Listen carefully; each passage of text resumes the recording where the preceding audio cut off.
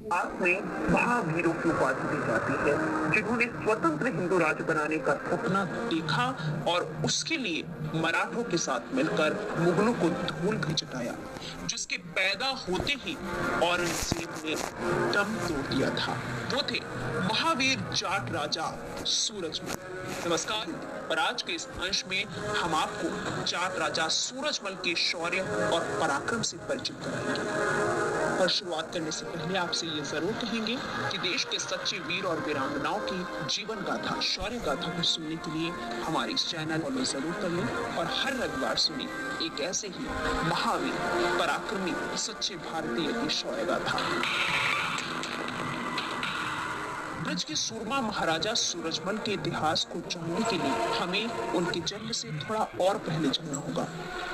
साल 1659 ईस्वी दिल्ली की राजगद्दी पर बैठा मुगल शासक औरंगजेब, कट्टर मुगल शासक ने एक ऐसा कर का ऐलान किया जिससे उसकी संपत्ति बढ़ सकी। उसके आदेश के बाद मुगलों के अधीन समस्त इलाकों में किसानों से कर वसूला जाने लगा। चाहे किसान खेत बोए या ना बोए, उन्हें एक तय कर देना पड़ेगा। उसके इस जुल्म से तंग होकर किसानों ने विद्रोह कर दिया। कुछ इलाकों में किसान मुगल फौज के खौफ से डरकर पीछे हट गए और कुछ इलाकों में लालच की वजह से विद्रोह बंद कर दिया। लेकिन इन सब के अलावा भारत के ब्रज इलाके में एक ऐसा कबीला था जिसने न केवल कर देने से इनकार किया, बल्कि कर वसूलने आए मुगलों को मौत के घाट उतारा गया। इस कबीले के सरदार थे तिलपत के जमींदार गोकुला जाट। औरंगजेब को जब इस बात का पता चला तो उसने विद्रोह को कुचलने के लिए खास टुकड़ी ब्रज भेजी, मगर वो भी गोकुला जाट को कैद नहीं कर पाए। इस घटना के बाद भी औरंगजेब ने एक के बाद एक 3 बार ब्रज में इस जाट कबीले पर हमला किया, लेकिन वो हर बार नाकाम रहा। जाटों की वीरता देख दिल्ली के शाही तख्त पर बैठा औरंगजेब रुक नहीं पाया और उसने एक बहुत विशाल सेना के साथ तिलपत के मैदानों में कबीले को घेर लिया। साल 1669 विशाल सेना को सामने देखकर भी जाट पीछे हटने के बजाय युद्ध के लिए कूद पड़े। ये युद्ध कुछ देर तक चला और विशाल सेना ने जाटों के विद्रोह को कुचल दिया। गोकुला जाट युद्ध में वीर गति को प्राप्त हुए और उनके कुछ साथी कैद करके आगरा भेज दिए गए। आगरा में औरंगजेब ने अपनी क्रूरता की हदें पार करते हुए सभी कैदियों को चौराहे पर टुकड़ों में काट दिया। उसके इस घटिया काम से समस्त ब्रज और उसके आसपास के इलाकों के किसान आग बबूला हो गए। उन्होंने तिलपत में ही सामूहिक बैठक की और गोकुला जाट के बेटे राजा सिंहवार को तिलपत का नया सरदार घोषित कर दिया। सरदार बनते ही राजा ने पहली कसम मुगलों से बदले की खाई। कुछ समय में नए सरदार ने एक दमदार सेना तैयार कर ली और सेना तैयार होते ही उन्होंने आगरा के पास बने सिकंदरा पर आक्रमण कर दिया। सिकंदरा में मौजूद अकबर के मकबरे में तोड़फोड़ करके आगरा से कुछ धन लूटकर उन्होंने अपने सरदार की मौत का बदला लिया। यहीं से जाट और मुगलों के बीच दुश्मनी की शुरुआत हुई जो कभी खत्म नहीं हुई। मुगलों को मुंह तोड़ जवाब देने के बाद ब्रज के इलाके में जाटों का नाम मशहूर हो गया। उनके किस्से लोगों के दैनिक वार्तालाप के हिस्से बन गए। कुछ समय बाद सिंहवार के बेटे बदन सिंह ने कबीले के सरदार का पद संभाला और अपने पूर्वजों की तरह मुगलों से जंग जारी रखने का आदेश दिया। सन 1722 में बदन सिंह ने गद्दी संभालते ही आगरा के आसपास बने कुछ मुगल खानों पर धावा बोल दिया और उस इलाके को अपने कब्जे में लेकर एक अलग नगर की नींव रखी, जिसे बाद में भरतपुर के नाम से जाना गया। हालांकि इस नगर की विधिवत स्थापना परमवीर जाट राजा सूरजमल ने की थी, जो बदन सिंह के बेटे थे। 1755 तक राजा बदन सिंह का राज ब्रज के भरतपुर में रहा। अपने शासन के दौरान उन्होंने जाट साम्राज्य की सीमा विस्तार के लिए मुगलों से कई लड़ाइयां लड़ी, मगर कहीं ना कहीं उनकी रणनीति में वो बात नहीं थी कि वो जीते हुए इलाकों को मुगलों से बचाकर रख सकते। वो युद्ध लड़ते और कुछ समय बाद तक इलाके पर कब्जा रखते और फिर मुगल वापस जीत लेते, क्योंकि उनकी सेना अभी कमजोर थी मुगलों के सामने, जो पिछली 2 सदी से हिंदुस्तान के एक बड़े हिस्से पर राज करते थे। लेकिन मुगलों को उनकी असली हैसियत दिखाई बदन सिंह के बेटे शूरवीर महाराजा सूरजमल ने। वही सूरजमल जिनके पैदा होते ही औरंगजेब के प्राण पखेरु उड़ गए थे।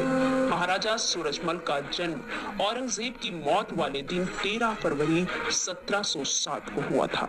अपने पिता बदन सिंह से उन्होंने तमाम युद्ध कौशल सीखे। या यूं मान लीजिए कि उनका बचपन भी मुगलों से लड़ने में ही गुजरा।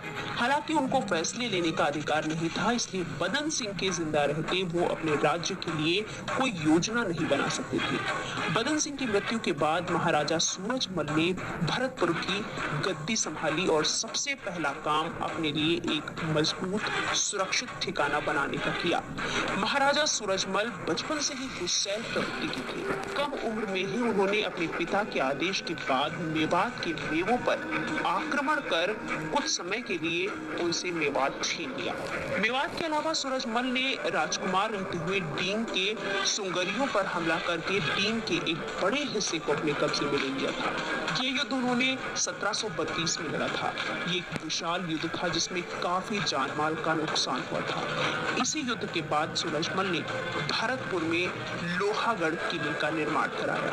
वही लोहागढ़ किला जो अभेद है, जिसे 13 बार आक्रमण करके भी अंग्रेज हिला तक नहीं सके। मिट्टी के बने इस किले की दीवारें इतनी मोटी बनाई गई थी कि तोप के मोटे मोटे गोले भी इन्हें कभी पार नहीं कर पाए। ये देश का एकमात्र किला है जो हमेशा अभेद रहा और इसी किले में 1755 में अपने पिता के देहांत के बाद राजा वीर सूरजमल का सभी रीति रिवाजों से राज्याभिषेक किया गया और वो बन गए महाराजा सूरजमल। साल 1643 में जयपुर के राजा जयसिंह की मृत्यु के बाद उनके दो बेटे ईश्वरी सिंह और माधव सिंह के बीच राजगद्दी को लेकर आपसी झगड़ा चल रहा था। दोनों ही अपने अपने पक्षों के साथ जयपुर का अगला राजा बनने का दावा कर रहे थे और दोनों के बीच तलवारें निकल गई थी। राजा माधव सिंह का ननिहाल मेवाड़ था, इसलिए उनका पक्ष थोड़ा सा मजबूत था क्योंकि उनके पक्ष में मेवाड़ के राजा और उनके मित्र राज्य थे जिनमें जोधपुर, पाली और बूंदी के राजा शामिल थे। वहीं ईश्वरी सिंह के साथ महाराजा सूरजमल और कुछ अन्य छोटी रियासतों के सरदार थे।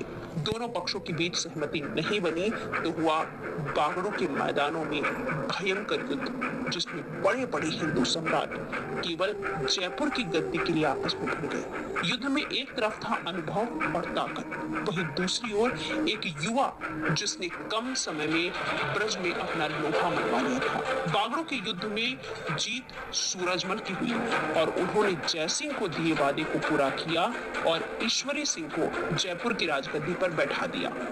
इस युद्ध में ब्रज को एक नया युवा शासक दे दिया जिस पर उन्हें अब भरोसा हो चुका था।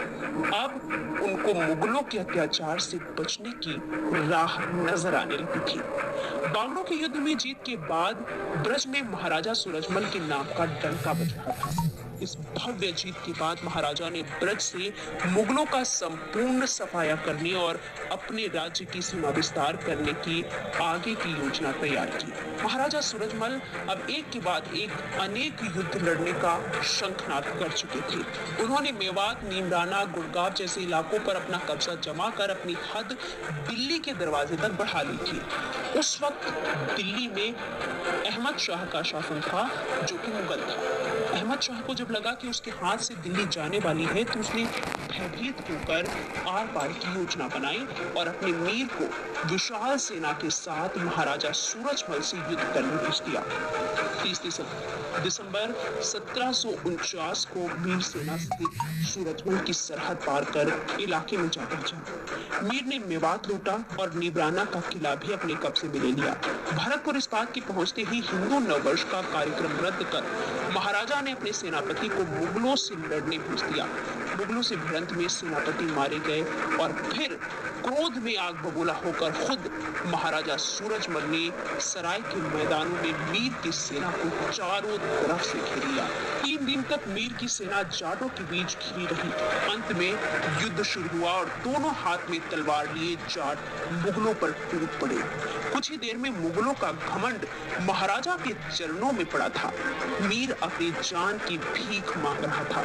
महाराजा सूरजमल ने मीर को हर्जाना भरने और इलाका खाली करने की शर्त पर रिहा कर दिया। मुगलों की इस पराजय की खबर सुनकर समस्त राजपूताना भी सख्ती में आ गए और आखिर मुगलों का तख्त हिलाने की हिम्मत उत्तर भारत में किसकी हो गई ये सोचने लगे। खैर कुछ ही दिनों में महाराजा सूरजमल का लोहा राजपूताना भी मानने लगा। उनमें से ही कुछ राजा जो मुगलों के अधीन थे मुगलों के बजाय महाराजा सूरजमल के पीछे आ गए। इन युद्धों के बाद बारी आती है उस युद्ध की जिसने महाराजा सूरजमल का इतिहास अमर कर दिया। सराय के हार के बाद अहमद शाह ने अपने वजीर सैफुद्दीन को पद से हटा दिया और उसे देश निकाला दे दिया।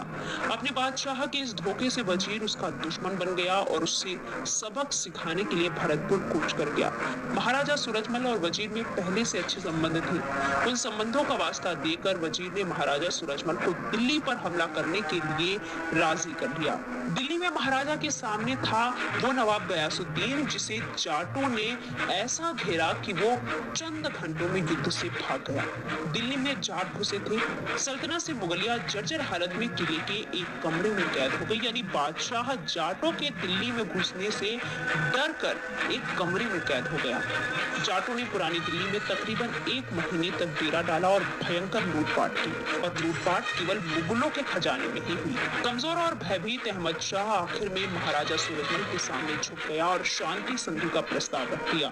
महाराजा सूरजमल ने शर्त रखी कि उनके मित्र सैफुद्दीन की वापस से उसकी जागीर लौटाई जाए। अहमद शाह ने शर्त मान ली और उसे जिंदा छोड़ दिया गया।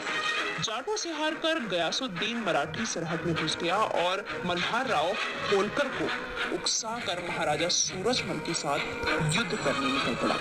दिल्ली में जाटों से हारकर गयासुद्दीन मराठी सेना की मदद से सूरजमल से हार का बदला लेने के लिए भरतपुर की तरफ पहुंच गया। भरतपुर की सेना से उसका मुकाबला हुआ कुम्हेर के किले से। उन्होंने कुम्हेर के किले को घेर लिया। महाराजा सूरजमल उस समय भरतपुर से बाहर थे किसी मुहिम पर जब उन्हें गयासुद्दीन और मराठों की इस हरकत का पता चला तो वो तुरंत कुम्हेर की ओर लौट आए। उधर कुम्हेर में दुर्ग